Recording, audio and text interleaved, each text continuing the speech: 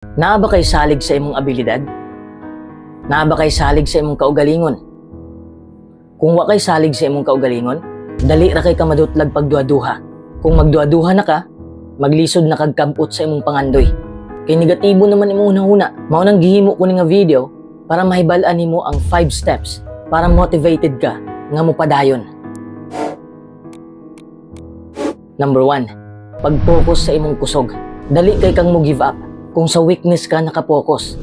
Dali ra kay kang ma-discourage kung di nimo makuha imong gusto. Mao nang ay pag-focus sa imong kahuyangan. Ay pod pag-focus sa imong kapildihan. Dapat mag-focus ka sa imong nakatunan. Ay pag-focus sa mga butang nga wa pa nimo nahimo. Didto ka mag-focus sa mga butang nga nasugdan na nimo. Pareho ra man ta. Napod ko'y weakness. Mao nang ga-focus ko pirmi sa akong mga nahimo para mas muginahan pa ko nga mopadayon. Number 2, tudloy imong kaugalingon. Kung way laing tawo ang motudlo nimo sa saktong dalan, ikaw nalay pangitag paagi o ikaw nalay tudlo sa imong kaugalingon. Di man gud tanan na ay mentor. Anara nga way tawo mo suporta nimo. Anara nga positibo lang imong hunahunaon. Kung ayha ra ka mo lihok, kung naani mo tuklod nimo, di ka mo lambuan ang styla.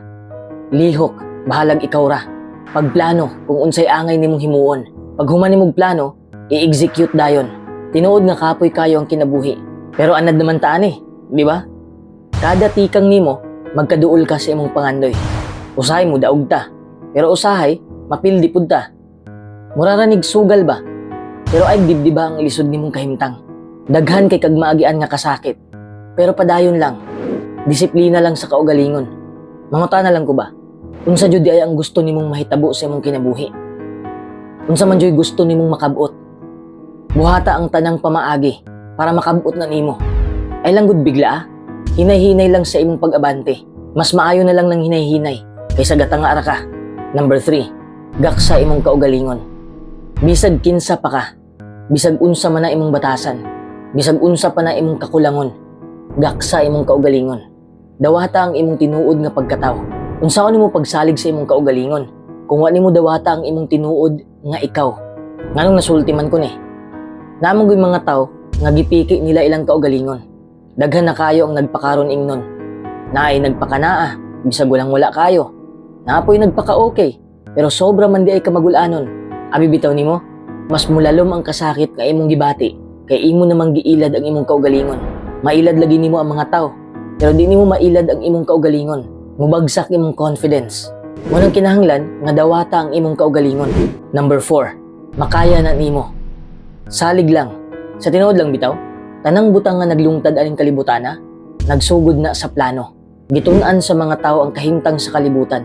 Nangita silag paagi. Nisalig sila sa ilang kakayahan nga mabuhat na nila. Dayon ilang gitistingan. Hangtod nakita nato ang tanang butang nga naimbento nila. Ang tanan nagsugod na sa hunahuna. Kung naakay salig nga makaya na nimo, makaya jud na nimo. Kung negatibo ang imong gihunahuna, mahanaw diretso ang imong pagsalig. Di mabago ang imong kinabuhi kung wa kay salig sa imong kaugalingon. Pero usahay makapangutana ka kung nganong positibo na kay ka. Pero negatibo lang gihapon ang nahitabo sa imuha. Ang buot pasabot man gud sa positibo kay dali kang makabangon kung nalugmo ka sa laban sa kinabuhi. Kay dawat naman nimo nga ang kalipay ug kaguol kay parte na sa atong kinabuhi. Mao nang padayon lang. Kung naa kay lihok, naay posibilidad nga mabago ang imong kinabuhi. Kung gatanga ra ka, ikaw na mismo ang babag sa imong kaugalingon. Siguro wa kay salig sa imong kaugalingon, kay wa kay enough nga resources. I mean, wa kay kwarta, wa kay koneksyon, o unsa pa na diha. Pero di man na rason nga magtanga na lang pud ka. Makaplagan na nimo kung maningkamot ka. Number 5, ay punduan na nga sitwasyon. Namang guy uban nga kontento na. Ayaw bialay na pagsabot ha. Akong buot ipasabot sa imo, ay kontento nga galisod ka karon. Naa pa man kay mahimo para mo uswag. Kung unsa imong ginabuhat sa una, makabalo ka nga wa kay padulungan. Nya maura gihapon imong ginabuhat karon. Maura gihapon imong makita ang resulta. Wa kay makitang kabag-uhan ana. Kung balik-balik ra imong ginabuhat kada adlaw, ayaw pag-expect nga nailahi nga resulta sa imong ginahimo.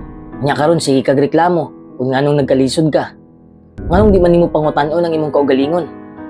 Ay pakampante, buhat og bag-ong butang.